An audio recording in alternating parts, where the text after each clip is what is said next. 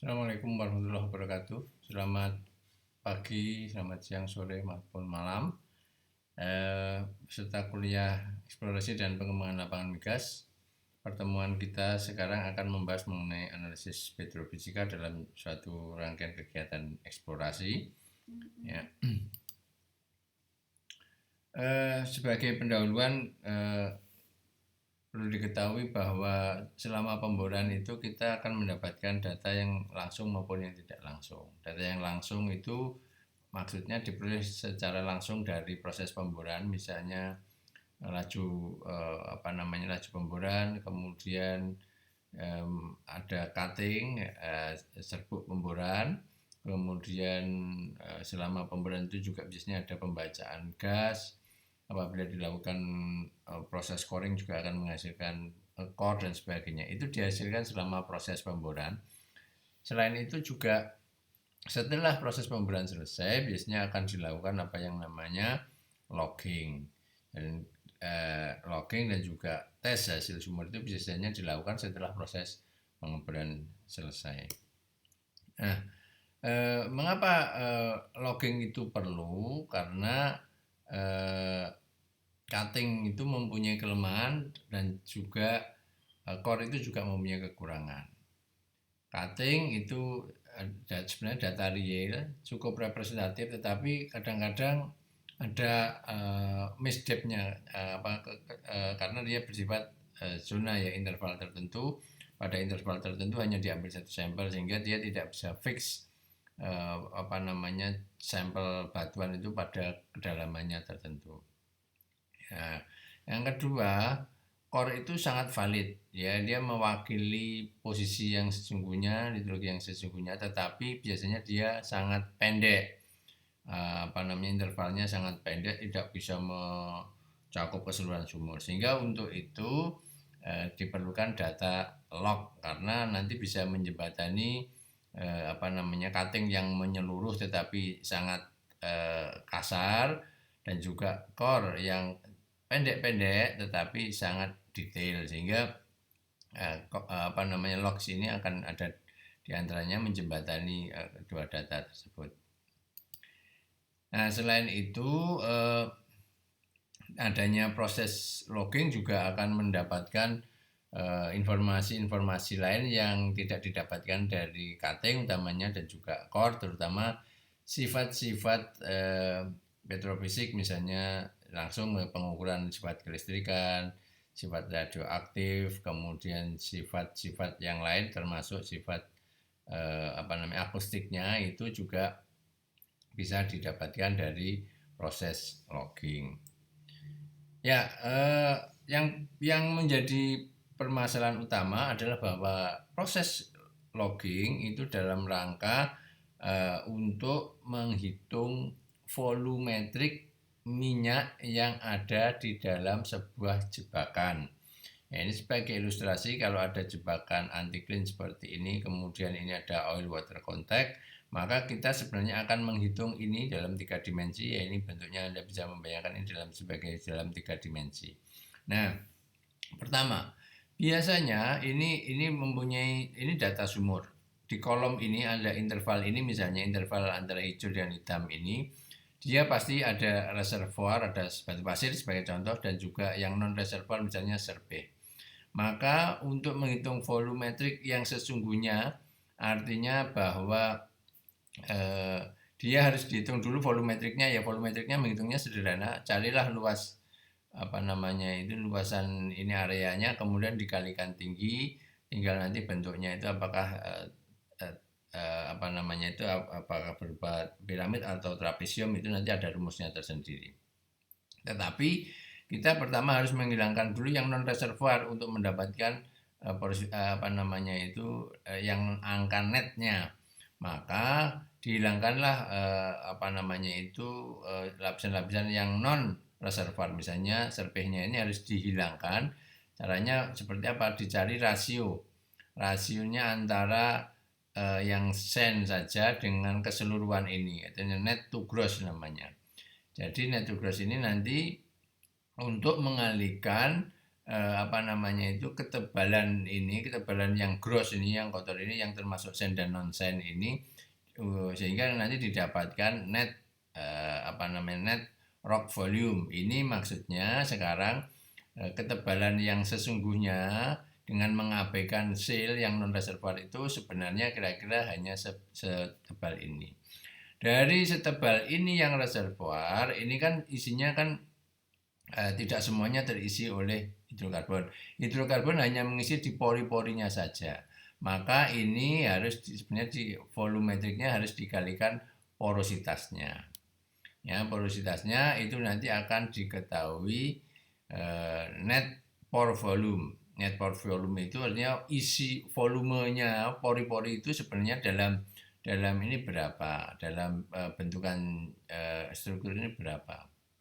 Nah, dalam pori-pori sendiri sebenarnya kemungkinan tidak terisi minyak 100%, meskipun ini ada oil water contact. Di sini ini tidak terisi minyak 100%, juga tidak terisi gas 100%, masih ada juga air formasi yang di dalamnya, sehingga perhitungannya harus dihitung hanya gas atau minyaknya saja, sehingga nanti harus dikalikan kejenuhan air.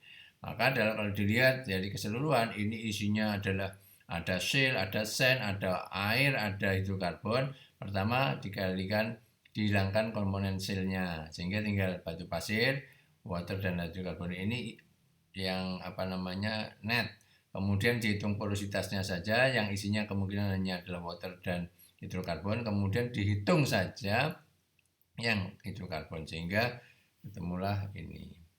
Nah, jadi parameter untuk menghitung volume hidrokarbon pada satu volumetrik seperti ini, setidak-tidaknya kita harus mempertimbangkan 3 parameter, yaitu adanya volume shale, kemudian porositas, dan saturasi air. Nah, 3 komponen ini nanti setidak-tidaknya harus dihitung untuk untuk mendapatkan jumlah cadangan hidrokarbon di dalam suatu jebakan ini. Baik, jadi untuk mendapatkan nilai-nilai itu, mendapatkan nilai-nilai V-shale, mendapatkan nilai-nilai porositas, mendapatkan kejenuhan air itu, semuanya menggunakan data well log tadi yang dianalisis oleh seorang petrofizisis, ya, seorang well log analis lah. Jadi begitu dia akan bekerja dengan data itu, dia akan membantu, datanya itu akan dimanfaatkan banyak hal oleh seorang geologis di kegiatan-kegiatan awal eksplorasi dan juga development, dan data-datanya dia juga akan digunakan oleh petroleum engineer nanti. Data-data semua itu akan digunakan untuk petroleum engineer, terutama untuk pemodelan produksi, sementara orang geologi itu sampai eksplorasi sampai tahap pemodelan statis, menghitung volume menghitung volume hidrokarbon dalam jebakan tersebut. Jadi dia petrofizisis itu berdiri di antara geologi yang scientist sama petroleum engineer yang relative engineering. Ya, jadi selama analisis data itu nanti kita sebenarnya akan menggunakan beberapa data yang sifatnya itu kontinu itu artinya urut dari bawah ke atas, itu ada semua, tapi ada juga data-data yang diambil secara setempat. Apa data yang kontinu itu biasa disebut sebagai nanti quad atau triple combo, yaitu data-data yang menunjukkan perekaman dari bawah ke atas meliputi gamma ray, log resistivity, dan log neutron density. Sehingga nanti biasanya ditampilkan di 3 atau 4 poin itu menjadi triple atau quad combo.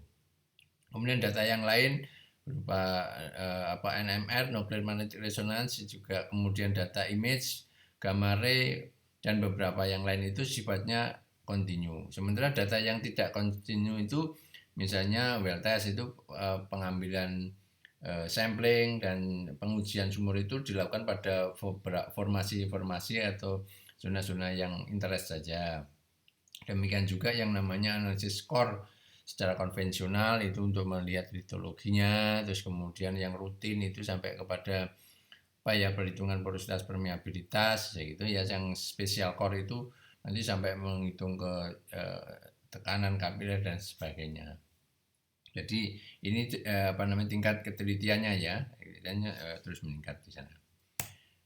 Baik, ini contoh log sumur, semuanya nanti ada headingnya. Anda perhatikan informasi-informasi di heading ini untuk kemudian dilihat apa namanya itu pada lognya yang selanjutnya. Ya, ini semuanya informasinya penting, termasuk informasi temperatur, karena nanti mempertimbangkan perubahan resistivitas air formasi terhadap perubahan temperatur itu juga harus dipertimbangkan. Semuanya harus dipertimbangkan prinsipnya ya. Nah, berbicara mengenai proses logging itu sebenarnya sudah dimulai lama yang mengenalkan Schlumberger, makanya sekarang ada perusahaan penyedia apa namanya jasa logging ini dari Schlumberger ya, yang sangat terkenal itu dimulai kira-kira tahun 1920-an begitu. Ya, pada awalnya dia hanya mengeran, istilahnya mengeran untuk resistivity saja. Dia pada saat itu hanya berpikir bahwa resistivity itu untuk yang tinggi itu relatif apa namanya mengidentifikasikan adanya minyak atau gas, sementara yang resistivity-nya rendah itu mengidentifikasikan air atau air formasi. Nah, pada tahap selanjutnya ini oleh Archie dikembangkan formula-formula yang akhirnya mendapatkan hubungan bahwa ternyata resistivitas itu mempunyai hubungan juga dengan porositas dan kejenuhan air. Nah, kemudian mulailah apa namanya itu selanjutnya log-log itu lebih dikembangkan, mulai ada yang untuk log untuk mengetahui conditionnya, ya misalnya untuk mengetahui mengetes temperaturnya, pressure-nya, kondisi lubang sumurnya itu ya kaliper. Kemudian bisa dikembangkan untuk log litologi, gamma ray dan juga SP. Kemudian log porosity untuk menghitungnya dari log sonic, densitas neutron utamanya ya, dan juga log resistivity. Jenisnya banyak sekali, dan ada juga log image, artinya batuan itu difoto untuk melihat image secara langsung. Ya, seperti itu. Sekarang kita coba melihat secara sekilas beberapa log yang ada di sini, dan nanti apa namanya banyak disampaikan pada beberapa perkuliahan yang lain, jadi saya akan menyampaikan secara singkat saja, tapi yang penting nanti bagaimana pemanfaatannya. Ya, log gamma ray itu prinsipnya mengukur unsur radioaktif pada suatu batuan, di mana unsur radioaktif itu sekali lagi banyak terdapat pada batuan yang halus, yaitu serpeh. Jadi di sana nanti akan dimanfaatkan apa namanya log gamma ray ini untuk menentukan kandungan serpeh itu sedikit banyaknya kandungan serpeh. Nah, log gamma ray ini sebenarnya ada gamma ray dan spektral gamma ray, di mana spektral gamma ray itu membreakdown unsur-unsur gamma ray-nya itu dari thorium, uranium dan juga potasium. Jadi sebenarnya ada tiga ini, kemudian yang di sini adalah totalnya saja. Jadi ini secara analisisnya nanti bisa secara kualitatif dan kuantitatif. Kalau kuantitatif menghitungnya itu biasanya untuk menghitung fisilnya tadi, jumlah serpeh yang terkandung dalam suatu batuan. Sementara kalau yang kualitatif ini biasanya digunakan untuk analisis geologi, terutama apa namanya litologinya seperti apa. Ini contohnya log gamma ray nanti secara kualitatif ya, kita sudah dikenalkan dengan bentuk-bentuk log secara basic ini ya, mulai dari silindris, funnel, bell dan sebagainya. Ini biasanya nanti digunakan untuk analisis kualitatif, penentuan fasies dengan pengendapan dan sebagainya. Ya, sementara kalau yang kuantitatif nanti untuk menghitung fisilnya. Untuk menghitung fisil maksudnya nanti diperlukan kapan dia gamma ray itu sifatnya clean tanpa ada shell, dan yang shell mana yang tidak ada sennya. Kemudian sehingga nanti dari situ kita akan ketahui ini yang non shell dan ini yang shell, yang lainnya nanti adalah mix di antaranya itu. Nanti angka-angkanya bisa dihitung untuk mendapatkan shell itu secara pasti. Nah, Yang kedua adalah log SP atau log spontaneous potential. Ini prinsipnya mengukur potensi elektroda yang bergerak di running dengan potensi yang ada di atas. Secara sederhana, ini beda potensial itu menunjukkan adanya pertukaran fluida. Yang perbedaan salinitas artinya ada pergerakan fluida menunjukkan adanya permeabilitas sebenarnya. Jadi mana lapisan yang permeabel dan tidak, karena dengan adanya nilai SP yang semakin tinggi itu menunjukkan adanya pertukaran elektroda tersebut. Kalau compact misalnya seperti ini, meskipun ini ada batu gamping, ya misalnya ini nanti dilihat gamarinya itu juga rendah, tetapi karena dia tidak permeabel biasanya lurus.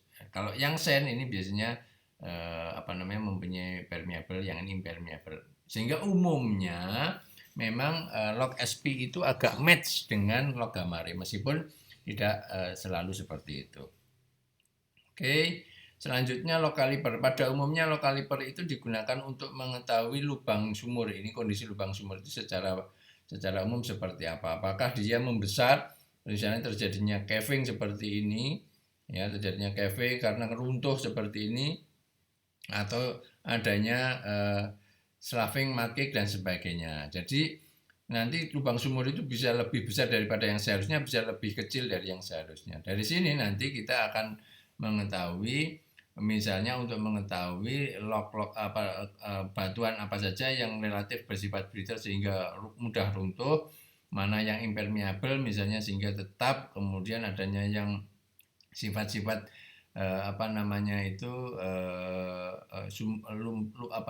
formasi yang mudah mengembang, ya misalnya ini misalnya jadi bisa silnya itu berkembang, dan juga ada yang relatif mal juga mudah ekspansif dan sebagainya. Dia swelling seal ya, karena lebih kecil dari bitnya itu jadi swelling seal, atau impermeable sandstone juga bisa seperti itu. Baik, kemudian log resistivitas itu adalah biasa tadi awalnya memang log resistivitas itu digunakan untuk menghitung ada dan tidaknya hidrokarbon, sehingga ini memang tujuan utamanya mengidentifikasi adanya zona hidrokarbon. Yang digunakan nanti adalah tingkat saturasi dari air, kejenuhan dari air tersebut, menentukan kontak oil water contact, gas water contact dan sebagainya. Misalnya seperti inilah. Ya, ini resistivity ini ada yang simpan diukur dari deep, ada yang shallow. Nanti kita bisa breakdown di sini secara langsung ya, melihat ini secara langsung. Nilainya antara survey, porous sand dan sebagainya ya. Ada yang isinya air formasi, ini yang air fresh. Kemudian bandingkan dengan yang sifatnya terisi hidrokarbon, bagaimana defleksinya di sandstone, resistivitasnya semakin tinggi, kandungan gasnya biasanya dia resistivitinya semakin besar dibandingkan dengan misalnya air, ya, dibandingkan dengan salt water itu paling kecil resistivitinya. Sehingga nanti prinsipnya ini digunakan untuk mengidentifikasi hidrokarbon zone, ya. Ini misalnya ini resistivitinya, ya resistivitinya sangat besar, ini kemungkinan hidrokarbon zone, yang ini kemungkinan adalah water contact, ini adalah zona air, yang ini juga ada lagi ke sana, ini kemungkinan sebagai hidrokarbon zone dan sebagainya.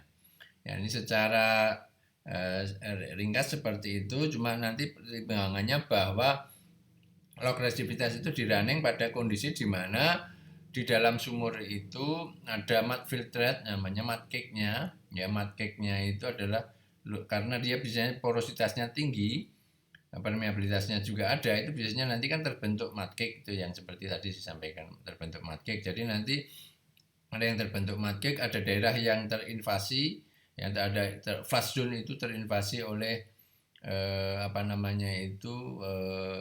lumpur pemboran, ada juga zona transisi yang benih, dan juga uninvaded zone. Jadi uninvaded zone itu yang tidak terpengaruh oleh air formasi dan sebagainya. Nah, yang kita hitung sesungguhnya nanti adalah ini. Jadi tahanan jenis dari zona yang tidak terinvasi, terus kemudian ini juga tahanan untuk water yang pada zona yang tidak terinvasi, dan kejenuhan air pada zona yang tidak terinvasi. Ya, nanti defleksi-defleksinya seperti ini ya, semakin tinggi biasanya dimiliki oleh sifat yang bersifat resistif, itu hidrokarbon, oil, dan gas juga.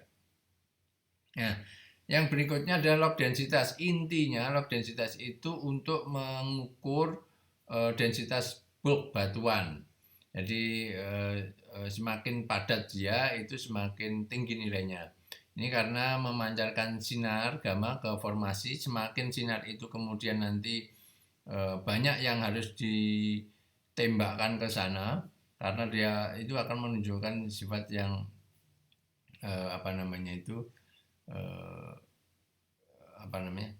kehilangan elektronnya ya gitu. Jadi elektron yang lebih padat dimiliki oleh batuan dengan lebih padat tadi ya, elektronnya lebih banyak, sehingga gamma ray-nya akan lebih terserap banyak ke sana.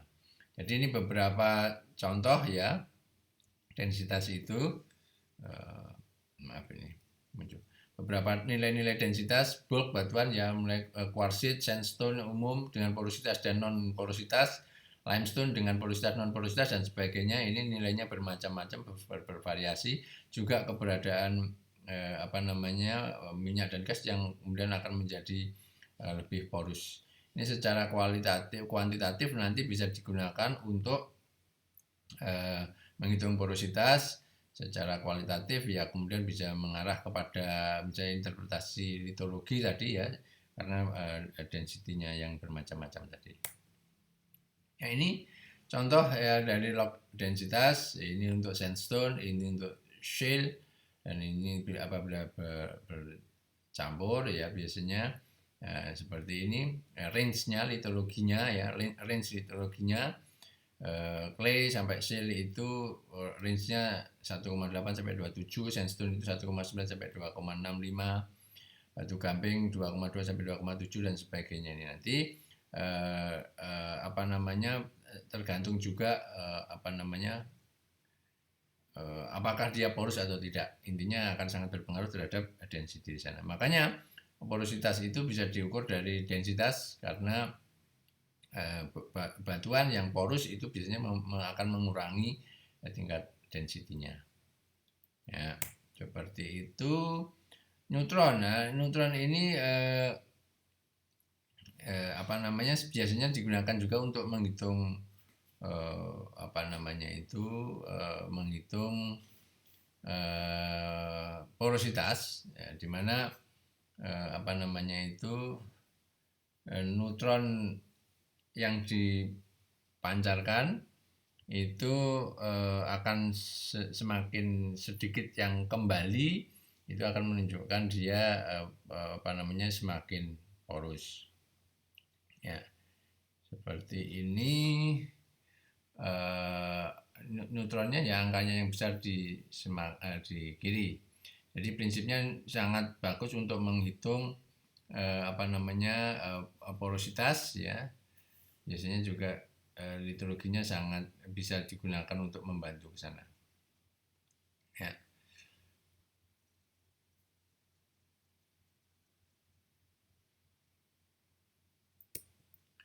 Kemudian yang log berikutnya adalah log sonic, yaitu kemampuan formasi untuk mentransfer gelombang akustik. Jadi mestinya karena gelombang akustik, maka biasanya satuannya adalah interval waktu atau delta time, atau kadang-kadang disebut sebagai log dt itu, karena ada delta time. Jadi ini biasanya log sonic itu sangat tergantung dari kompaksi batuan ya. Jadi biasanya digunakan juga untuk kalibrasi data seismik ya, terutama untuk kegiatan well seismic test itu memerlukan data-data dari log sonic. Nah, log sonic juga biasanya bisa dibantu dengan log densitas dan neutron untuk membantu penentuan porositas. Jadi bisa dikombinasikan dengan log-log yang lain. Ya, ini Anda bisa lihat bagaimana kecepatan yang diperlukan untuk melewati compact sandstone, limestone dan seterusnya, ya, dibandingkan dengan apa namanya. Jadi semakin waktunya apa namanya banyak yang diperlukan, itu menunjukkan dia semakin soft biasanya seperti itu. Semakin compact biasanya waktunya yang diperlukan untuk merambat semakin cepat. Ya, waktu per sekian apa namanya mikron per feet itu ya, detik per feet. Baik, penyajiannya biasanya akan seperti ini. Di dalam log itu ada log gamma ray di kiri, kemudian ada log resistivity, ada log neutron density. Ini sebenarnya basic yang biasa disebut sebagai tampilan combo, ya, triple combo, yaitu menunjukkan adanya gamma ray dan log porositas, terutama neutron density. Yang quad combo terdapat gamma ray dan 3 log porositas, misalnya bisa juga yang sonic ditambahkan di sini menjadi quad combo.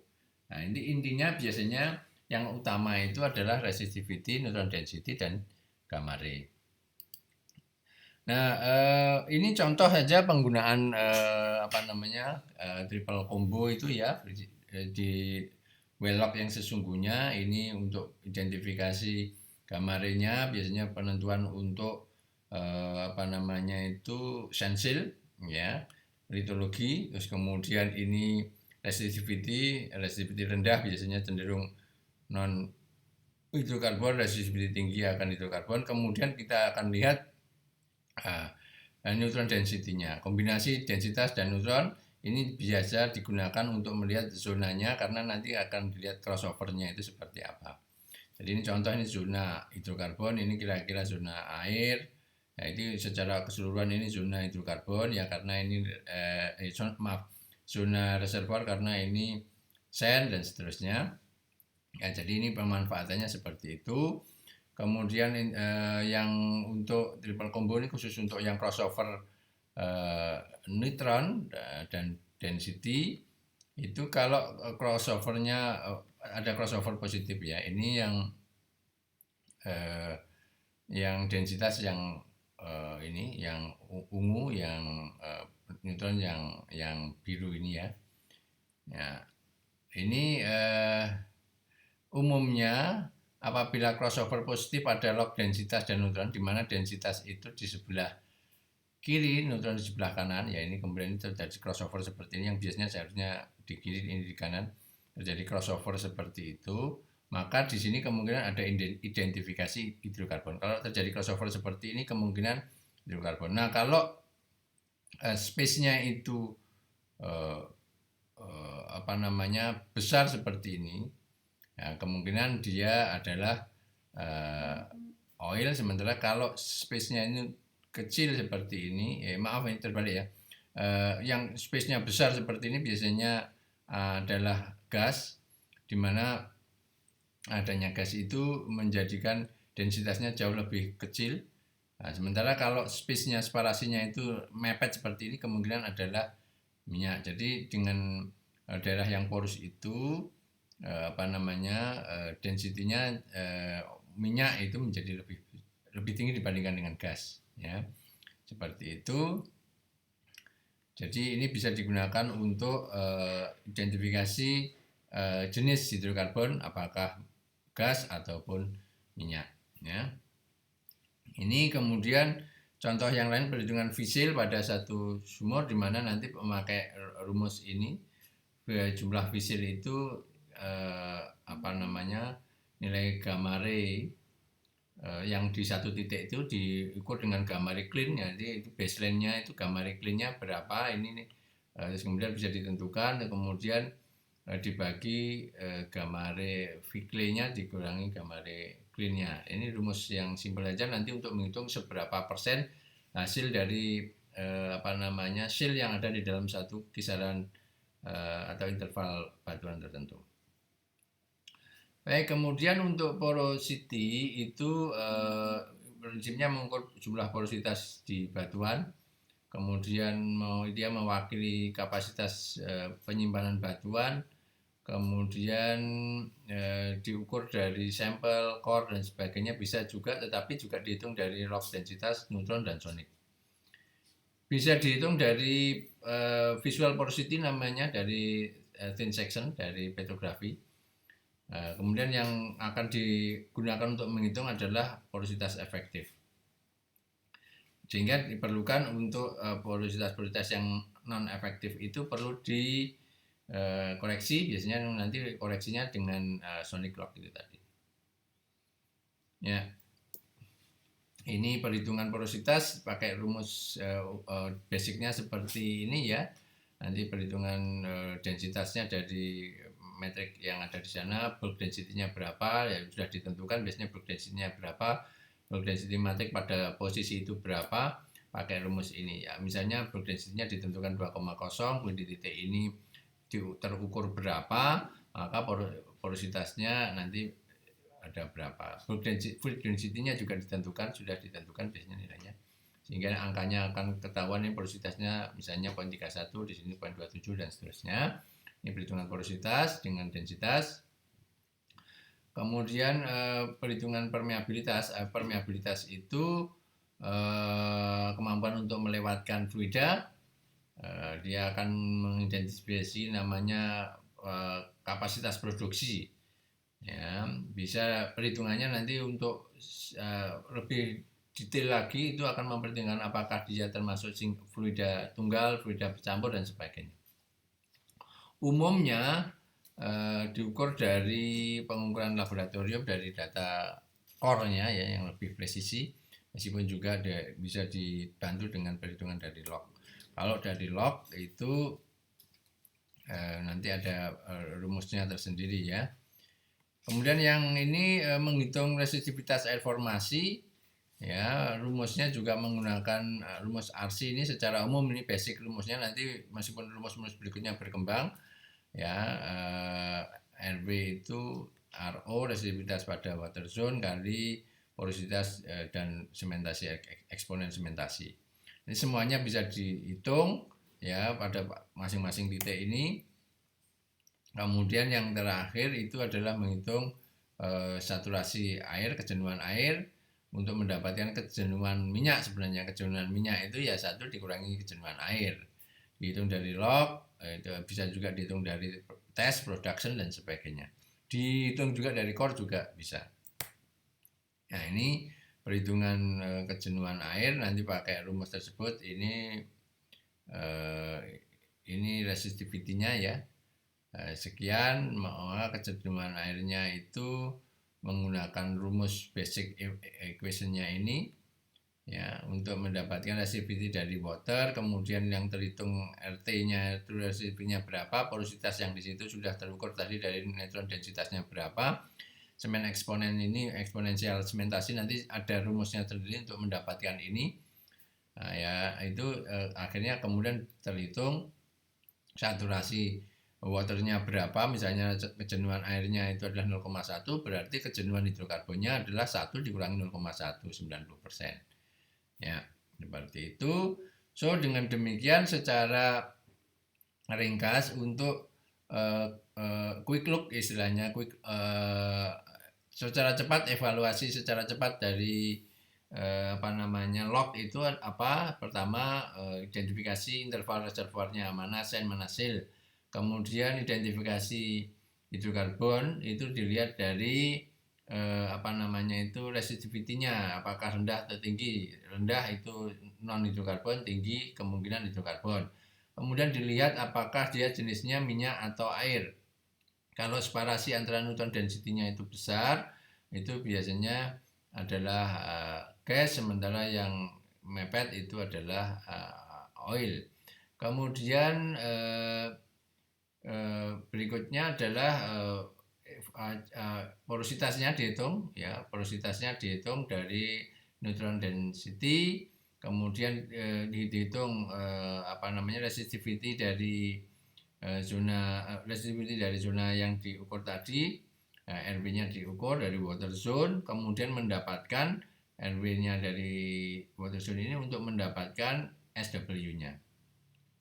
SW-nya mendapatkan kejenuhan dari air dan oil di situ, sehingga diketahui bahwa berapa tingkat kejenuhan hidrokarbon pada satu zona tersebut, sebagai nanti pengali untuk menghitung keseluruhan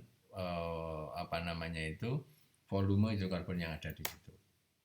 Ya, ini contoh saja bagaimana perhitungan-perhitungan tersebut. Ya, pertama tetap selalu digamari di sini, kemudian resistivity-nya ada di sini.